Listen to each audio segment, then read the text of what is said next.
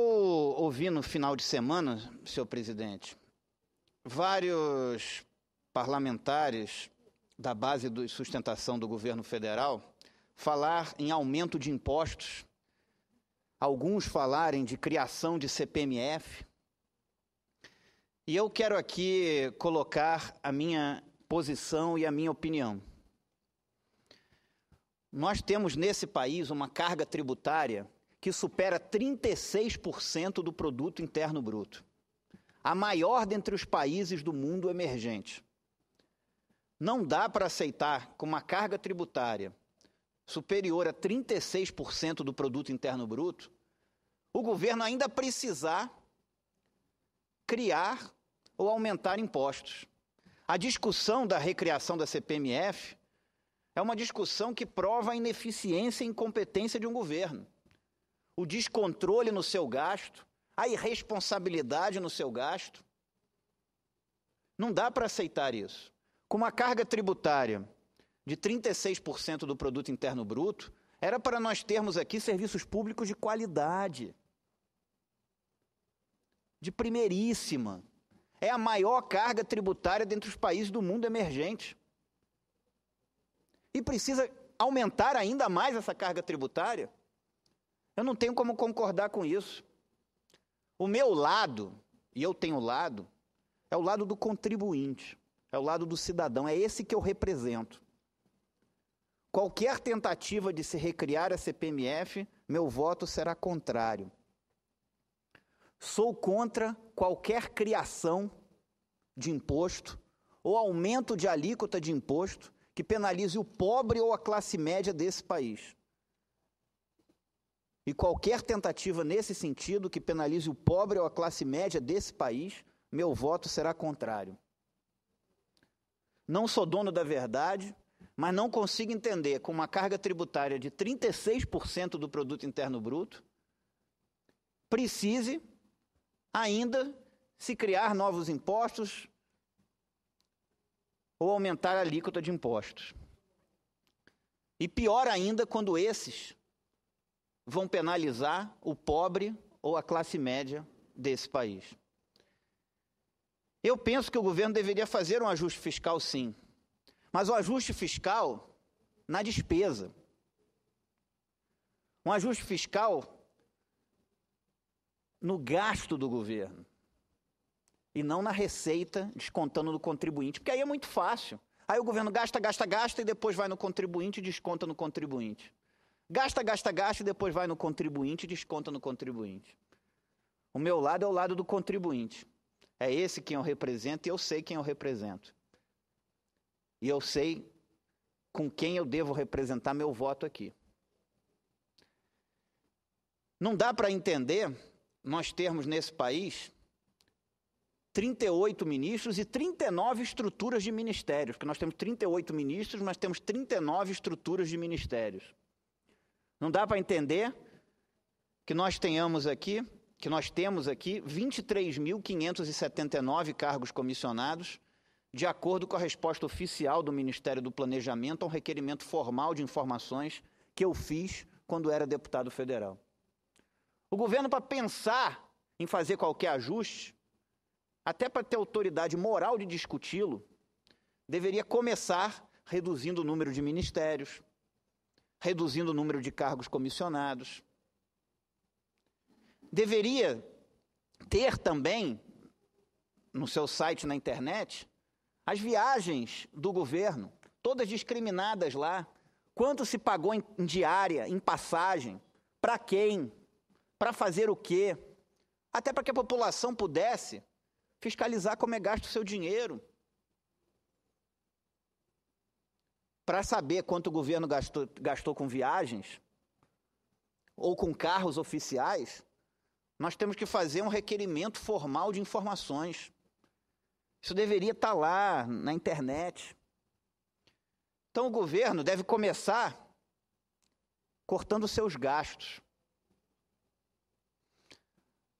Agora, qualquer tentativa aqui que penalize o contribuinte desse país, o pobre ou a classe média desse país, o meu voto como representante do Distrito Federal, como representante das 826.576 pessoas que depositaram um voto em mim para representá-las aqui, o meu voto será contrário. Quero registrar isso aqui. Muito obrigado. Senador Egoff, eu quero comentar um pouco, da mesma maneira que o senhor fez comigo, a vantagem da segunda-feira. De fato, o senhor traz um ponto, e já falou comigo uma vez, que muitos não percebem. É o absurdo da carga fiscal alta na quantidade e o serviço público baixo na qualidade. Com mais uma razão, quantidade de ajustes fiscais que vão elevar os impostos e que vão reduzir os serviços. Ou seja, o imposto já é alto, o serviço é baixo. A gente vai aumentar os impostos e baixar os serviços. Por exemplo, cortando 9,7 ou 9,4 bilhões da educação. Está piorando. Está piorando. Cortando da saúde. Está piorando. E aumentando os impostos, como, por exemplo, essas propostas que estão sendo feitas aí. E tudo isso sem transparência. Aí eu queria fazer justiça ao governo do Distrito Federal, ao governador, de que eu vi hoje, que ele disse. Ele disse que dentro de uma semana, nos telefones celulares vão estar todos os dados, por exemplo, de cada hospital e posto de saúde do Distrito Federal. A mãe que vai levar uma criança para o pediatra, ela vai por aqui saber qual é o nome do pediatra que está naquele hospital naquela hora e o salário dele. Isso é transparência. Eu espero que isso seja feito. E da mesma maneira que eu espero que o senhor e eu, como nós fazemos, se use transparência nos gastos nossos de senadores aqui. Quanto é que a gente gasta por mês aqui? Não apenas o salário, que já é público, mas gasto com viagem, gasto com médico, gasto com tudo. Eu creio que essa ideia de colocar no celular todos os dados relacionados ao serviço público vai melhorar muito a qualidade. E não é só a saúde, não. As escolas também. Os dados de cada escola, inclusive com a nota do IDEB, vai estar no telefone das famílias que pagam impostos no Brasil. Ou seja, nosso desafio é não elevar impostos, melhorar a qualidade do serviço e aumentar a transparência. É isso que a gente depreende da sua constante preocupação nessa casa. Nós estamos em total sintonia, senador Cristóvão, e eu espero que o governo não só faça isso, como controle melhor a qualidade do serviço que é oferecido à população. Eu não gosto de generalizações, porque toda generalização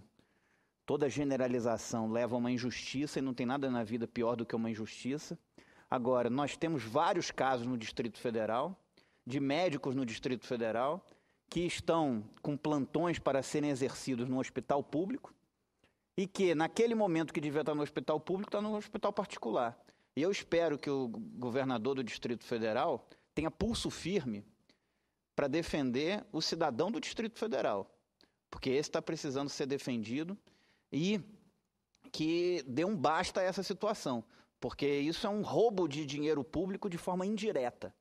Um médico que deveria estar prestando serviço no hospital público, está naquele momento num consultório particular, às vezes encoberto por outro, isso é um roubo indireto de dinheiro público, porque naquele momento, naquele hospital, a população não está recebendo o serviço da forma que deveria receber. Nós temos até de parar de chamar de hospital público aquele que não funciona bem. Pode até ser estatal, mas não é público. E hoje de manhã prestamos homenagem aqui a um médico que fez a prova do que é um serviço público de saúde, que foi o Dr. Campos da Paz, que através da rede Sara, ele mostrou o que é que realmente é público. Público é o hospital em que você é atendido na hora que precisa, sai curado e não tem que pagar conta nenhuma, não sai pobre para poder ter saúde.